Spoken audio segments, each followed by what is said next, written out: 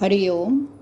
पातंजल योगसूत्रे, योगदासांचे प्रवचन, साधनपाद, सूत्र क्रमांक 30. अहिंसा सत्यास्तेय ब्रह्मचर्या परिग्रहा यमाहा. अहिंसा सत्य अस्तेय ब्रह्मचर्य अपरिग्रह हे यम आहेत. अष्टांग योगातले पहिले अंग यम म्हणजे काय ते या सूत्रात योगाधिराज पातंजली सांगत आहेत. अहिंसा सत्य अस्तेय ब्रह्मचर्य अपरिग्रह हे 5 यम आहेत. यम म्हणजे व्रतस्थ स्वाभाविक स्वधर्मानुसार आचरण करणे होय. हे आचरण कसं असावं तर या 5 प्रकारांप्रमाणे असावं. या 5 यमचरणांनी आपण योगाभ्यासासाठी पात्र होतो. आपल्यात एक मंगल सात्विक ऊर्जा प्रज्वलित होते. यांचे आचरण न करता योगाभ्यास केला तर त्यामुळे निर्माण होणारी योगशक्तीही साधकाला आणि विशेष करून त्याच्या सानिध्यात येणाऱ्यांना त्रासदायक होऊ शकते. यमचरणाचा समाजाशी, दुसऱ्यांशी, इतरांशी संबंध येत असतो. यास्तव आपले आचरण शुद्ध, सात्विक, समाजोपयोगी असावे, कोणालाही त्रास देणारे नसावे. जन्म होऊन आपण चेतनेच्या प्रवाहात जीवन जगायला सुरुवात करतो. जन्म हा जीवन प्रवाहाचा एक किनारा असतो. याचाच दुसरा किनारा म्हणजे मृत्यू. मृत्यू म्हणजे जीवन प्रवाहातून देह बदलण्यासाठी दुसऱ्या किनाऱ्यावर जाणे. हे जावेच लागते, कारण देह झिजतो, त्याचा त्याग करावाच लागतो. तेव्हा जीवन जगताना आपल्याला 3 प्रकारचे व्यवधान ठेवावे लागते. एक म्हणजे सद्य जीवन आनंदी जगले जाईल हे पाहणे. दुसरे म्हणजे जीवन समाजात, कुटुंबियांच्यात जगायचे आहे.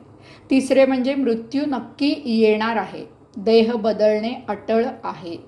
यास्तव स्वाभाविकच जर आपण जीवन सुनियोजित जगलो तर ही 3ही व्यवधाने चांगल्या प्रकारे सांभाळली जातील.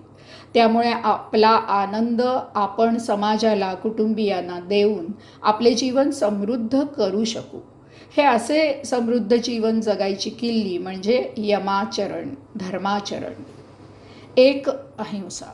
हिंसा न करणे म्हणजे अहिंसा. योगशास्त्रानुसार काये वाचे मने हिंसा करायची नाही. एखाद्याला ठार मारणे, शारीरिक इजा करणे ही काये हिंसा झाली. एखाद्याला शाब्दिक टोचून लागेल असे बोलणे, मानसिक त्रास होईल असे संभाषण किंवा वर्तणूक करणे ही वाचे हिंसा झाली. कारण या वाचे हिंसेमध्ये देहबोली येते. देहबोली येते. न बोलता रागाने पाया पडणे आणि त्याद्वारे दुसऱ्याला मानसिक यातना देणे ही याची हिंसा आहे. दुसऱ्याबद्दल मनात वाईट विचार आणणे ही मने हिंसा आहे.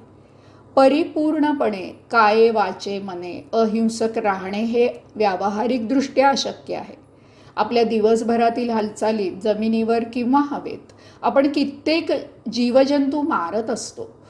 साधं दह्याचं ताक घुसळलं तरी आपल्या हातून हिंसा होते. एवढंच काय तर श्वसन केले तरी हवेतील कितीतरी जीवजंतू आपल्या श्वसनाने मारले जातात.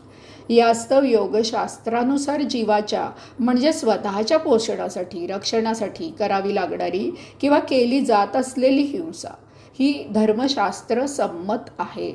यास्तव नाठाळाला ताडण केलेच पाहिजे, शत्रूला ठार मारलेच पाहिजे.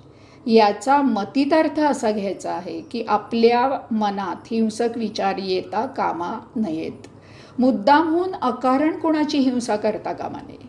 हिंसा केली गेल्यास त्यासाठी योग्य असे कारण असणे आवश्यक आहे.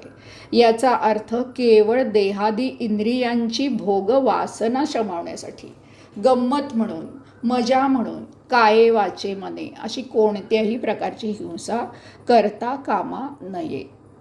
2. सत्य. सत्य म्हणजे असत्याचरण न करणे. सत्य म्हणजे असत्याचरण न करणे. सत्य केवळ बोलून भागत नाही, त्याप्रमाणे स्वतः वागावे लागते. आपल्याला जे माहीत आहे, आपल्याला जे समजलेले आहे, आपल्याला जे अभिप्रेत आहे, ते सर्व जसेच्या तसे दुसऱ्याजवळ व्यक्त करणे म्हणजे सत्याचरण.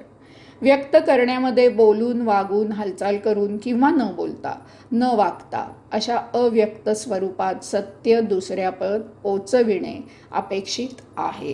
आपल्याला झालेला बोध दुसऱ्याला जसाच्या तसा करून देणे आणि त्याप्रमाणे वर्तणूक ठेवणे म्हणजे सत्याचरण झाले.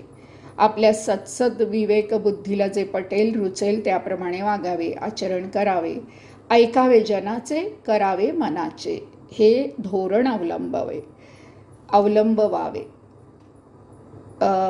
कधीही कोणाच्या मताने भारावून जाऊ नये. तुम्ही विचारा किंवा विचारू नका. लोक उपदेश करायला तयारच असतात. आपण जर आपले स्वतःचे ऐकले नाही, त्याच्या विरुद्ध आचरण केले तर ते आपल्या मनाला सतत त्रासदायक होत जाते. आयुष्यभर आपण पस्तावत बसतो. नेहमी अंतरात्म्याचा आवाज ऐकावा आणि त्याप्रमाणे आचरण करावे. आपला स्वाभाविक स्वभाव बाहेर यावा. नकली मुखवटा धारण केलेला चेहरा दाखवून व्यवहार करू नये. हे व्यवहार वर्तमान काळाशी सुसंगत असावेत. भूत आणि भविष्य यांच्या विचारांनी प्रभावित होऊन भासवू नये. व्यवहारात संपूर्ण सत्याचरण अशक्य आहे. त्यामुळे योगशास्त्रानुसार स्वतःच्या पोषण आणि रक्षण यासाठी जे आचरण करावं लागतं ते असत्याचरण नसतं. यास्तव सत्यम ब्रूयात प्रियम ब्रूयात हे शास्त्र वचन लक्षात ठेवावे. सत्य आणि प्रिय तेच बोलावे, आचरावे. या दोन्ही गोष्टी एकाच वेळी सांभाळाव्या लागतात. सत्य परंतु अप्रिय ते बोलू नये, वागू नये. एखाद्याचे दात पुढे आहेत, रंग काळा आहे, हे सत्य त्याला बोलून दाखवू नये.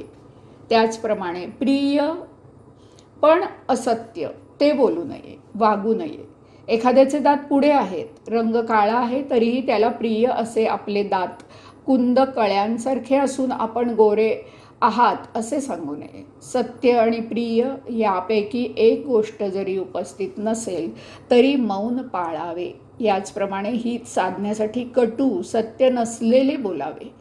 युद्धात द्रोणाचार्य अजिंक्य होत आहेत असे पाहून धर्मराज नरोवा कुंजरोवा अश्वत्थामा गताहा असे सत्य नसलेले बोलला. प्रत्येक जीवास जगण्याचा हक्क आहे, त्यासाठी ते आवश्यक आहे. 3 अस्थेय. अस्थेय म्हणजे स्थेय वर्तणूक न ठेवणे, लांडी लबाडी, फसवणूक, चोरी इत्यादी करणे म्हणजे स्थेय वागणूक होय. हे न करणे म्हणजे अस्थेय वर्तणूक होय. हे विश्व त्या परमात्म्यामधून परमात्म्याने निर्माण केले आहे. या सृष्टीतील प्रत्येक वस्तू त्या परमात्म्याने निर्माण करून ठेवलेली आहे. या सर्व वस्तू त्याच्या मालकीच्या आहेत. आपण भरण पोषण, संरक्षण, संवर्धन यासाठी आवश्यक तेवढ्या वस्तू स्वकष्टाने स्वधर्माने मिळवून त्या उपभोगणे म्हणजे अस्थेय. चोरी करून आयत्या दुसऱ्याच्या वस्तू पळवणे ही स्थेय वर्तणूक न करणे म्हणजे अस्थेय. चोरी करणारा स्वतःची प्रगती कधीही करू शकत नाही. त्याला सतत दडपणाखाली राहावे लागते. पकडले जाण्याची भीती सतत असते. तसेच चोरीची वस्तू वापरताना सतत मनावर ही वस्तू आपली नाही ही भावना ती वस्तू नीट वापरू देत नाही. चोर पकडला गेला नाही तर तो स्वतःला कधीही माफ करू शकत नाही. मात्र व्यवहारात सात्विक कारणासाठी, उदाहरणार्थ न्यायालयात लागणारा पुरावा प्रसंगी चोरी करून आणणे हे अस्थेय आहे. कारण यामागे गुन्हेगाराला योग्य शिक्षा व्हावी, सत्य वागणाऱ्याला न्याय मिळावा हा शुद्ध हेतू आहे. 4 ब्रह्मचर्य. ब्रह्मचर्य म्हणजे ब्रह्माला अपेक्षित असे आचरण ठेवणे. तसेच त्या योगसाधना करून ब्रह्माप्रमाणे ब्रह्म प्राप्त करणे. याचे 2 पैलू आपल्याला पाहायचे आहेत. पहिला पैलू म्हणजे ब्रह्मचर्य. याचा सर्वसामान्यपणे जो अर्थ घेतला जातो त्या कामाचे आचरण योगशास्त्रानुसार कसे असावे. त्यानंतर दुसरा पैलू म्हणजे असे आचरण केल्यावर योग साधना करून ब्रह्म कसे प्राप्त होते ते पाहणे. प्रथम कामाबद्दल पाहूया. सृष्टीनियम चालू ठेवण्यासाठी जनन कार्य ब्रह्माला अपेक्षित आहे. यास्तव धर्मसंमत विवाह करून आपल्या पत्नीचा पूर्ण आदर राखून तिच्या संमतीने तिच्याशी शरीर संबंध ठेवणे म्हणजेच ब्रह्मचर्य पालन. दोघांचेही शारीरिक मानसिक स्वास्थ्य उत्तम असताना 2 मासिक पाळ्यांमध्ये एकदा शरीर संबंध ठेवणे म्हणजेच ब्रह्मचर्य पालन. केवळ मनुष्य योनीमध्येच कामसुखाव्यतिरिक्त इतर अनेक शारीरिक मानसिक बौद्धिक सुख घेता येतात. ज्ञानाने हे जाणून समजून घ्यावे. या अशा जाणीवेने रतिसुखाला किती महत्त्व द्यायचे ते ठरवावे. काये वाचे मने परस्त्रीशी तसेच बलात्काराने कोणत्या स्त्रीशी शरीर संबंध न ठेवणे म्हणजेच ब्रह्मचर्य पालन. स्त्री सुखाच्या पुनर्प्रत्ययाचा आनंद घेणे ही स्वाभाविक ओढ असते. कोणतीही सुख देणारी, आनंद निर्माण करणारी, दुःख विसरायला लावणारी गोष्ट परत परत करावीशी वाटते, परंतु हे जीवित कार्य नव्हे. नरदेहाचा उपयोग इतर योनीप्रमाणे केवळ मौज मजा मारण्यासाठी नसतो. त्याचा उपयोग आत्ममिलनाने मुक्ती मिळवण्यासाठी करायचा असतो. ही गोष्ट लक्षात घेऊन विवेकाने योगसाधनेने कामवासना संयमित करावी. आता अशा प्रकारे आचरण केल्यावर योगसाधना करून ब्रह्मचर्या म्हणजेच ब्रह्माप्रमाणे चर्या ब्रह्म प्राप्त कसे होते ते पाहूया. अशा प्रकारे कामाचे आचरण केल्यावर साधकाची ऊर्जा वाया जात नाही. तिचा उपयोग आपली कांती तेजपुंज होण्यासाठी, अतेंद्रिय शक्ती कुंडलिनी जागृत करण्यासाठी होतो. अशा साधकाने योगसाधना केल्यावर त्याची ऊर्जा योगमार्गाने एकेका चक्रामधून ऊर्ध्वगामी होते. सर्वप्रथम मूलाधार चक्राजवळील ऊर्जा प्रज्वलित होते. ती वरच्या दिशेने जाऊ लागते. ती दुसऱ्या स्वादिष्टान चक्रात प्रविष्ट होते. तेथे ती संपूर्ण शरीराला सजग करते. तिथून ती तिसऱ्या मणिपूर चक्रात प्रविष्ट होऊन साधकाला शांत करते. येथे साधक शांती अनुभवू लागतो. अनाहत या चौथ्या चक्रात प्रवेश करून साधकाला ती तेजपुंज करते. येथे साधक शुद्ध प्रेममय होतो. त्याला सर्वांबद्दल केवळ प्रेम, आस्था एवढी एकच भावना उरते. नंतर ती ऊर्जा 5व्या विशुद्ध चक्रात साधकाला मौन करते. साधक मौन होतो. त्यानंतर 6व्या आज्ञाचक्रात साधक दिव्य प्रकाशाची अनुभूती घेतो. येथे त्याला आत्मभान येते.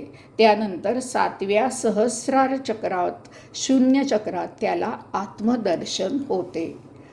5 अपरिग्रह. स्वतःला लागणाऱ्या गोष्टी दुसऱ्याकडून न घेता त्या स्वधर्माने स्वकष्टाने आवश्यक तेवढ्याच मिळवणे आणि त्यांचा अनावश्यक संग्रह न करणे म्हणजे अपरिग्रह. दानम भोगाय नाशाय हे सुप्रसिद्धच आहे. गरजेपेक्षा जास्त संग्रह झाला की त्याला नको त्या वाटा फुटतात. धनिक वळीक बाळे. संपत्तीचा दुरुपयोग कसा करतात ते आपण पाहतोच. अशी पिढी निष्क्रिय होते, स्वतःचा नाश करून घेते, समाजाला उपद्रव देते. यासाठी उपभोग घेणे इतपतच मिळवावे. जास्त मिळवलेले योग्य ठिकाणी योग्य व्यक्तीला दानधर्म करून सत्कारणी लावावे. असे न केल्यास त्या संपत्तीचा नाश होतो. ती अयोग्यपणे वापरली जाते. त्यासाठी शक्य होईल तेवढे पुण्य कार्यासाठी जरूर मिळवीत राहावे. तसेच अनावश्यक संग्रह केल्याने गरजवंत त्या गोष्टीला वंचित होतो हेही लक्षात घ्यावे. आवश्यक अनावश्यक हे प्रत्येकाच्या परिस्थितीनुसार ठरवावे. त्यासाठी सर्वसाधारण नियम करणे अशक्य आहे. साधकाला ब्रह्मचर्यावस्था प्राप्त झाली की सर्वस्वी तृप्ती येते. ती भौतिक जगताबद्दल तो निरीच्छ होतो. भौतिक संपत्ती वाटल्याने उपभोग घेतल्याने कमी होते, मात्र भोग उपभोगल्याने वाढत जातात.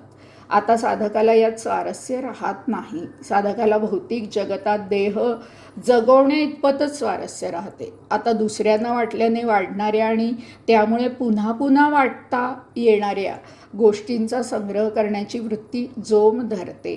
प्रेम, विद्या, ज्ञान इत्यादीचा संग्रह केला जातो आणि तो साठा शिबिर भरवून प्रवचनांद्वारे साधकांसाठी मोकळा केला जातो. साधकाला अपरिग्रह याचा अर्थ उलगडतो आणि त्याचे आचरण तो करू लागतो. अशा प्रकारे अहिंसा, सत्य, अस्तेय, ब्रह्मचर्य, अपरिग्रह या 5 यमाचे काये वाचे मने परंतु विवेकाने आचरण करावे. नाहीतर दुर्लभ, अहिंसक, मुका, सत्यवादी आणि नपुंसक ब्रह्मचारी ठरवण्याचा धोका संभवेल. सत्य, ब्रह्मचर्य या आपल्या प्रवृत्ती आहेत. तो आपला मूळ स्वाभाविक आचार आहे.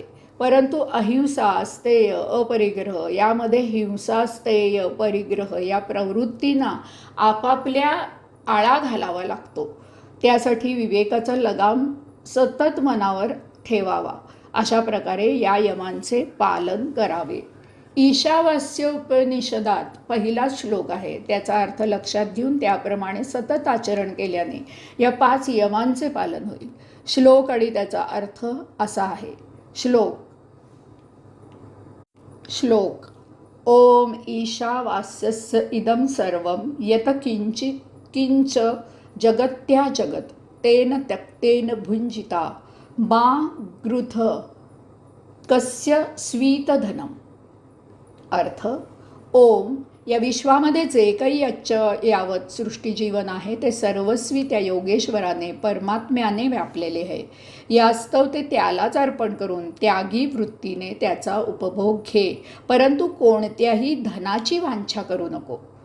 भावार्थ या विश्वामध्ये जे जे काही आहे ते सर्व त्या ईश्वराचे आहे. ते त्याने निर्माण केले आहे. ते सर्व त्याच्या मालकीचे आहे. आपण काहीही निर्माण करू शकत नाही. ते सर्वांच्या करता आहे. आपण त्याचा उपभोग घेतो तेव्हा ते आपल्याकडे त्याची अमानत म्हणून असते. आपल्याला मृत्यूनंतर ते येथे सोडून जायचे आहे. शास्त्रज्ञ शोध लावतात, ते उत्पन्न करू शकत नाहीत. हे सर्व सृष्टी नियम चालवण्यासाठी, उपभोग घेण्यासाठीच आहेत. तेव्हा त्यांचा त्यागी वृत्तीने यथेच्छ उपभोग घे, मात्र त्यावेळी दुसऱ्याच्या धनाची, वस्तूची अपेक्षा करू नको. म्हणजे स्वकष्टाने, स्वधर्माने, स्वकर्माने मिळवून उपभोगावे. हरिओम.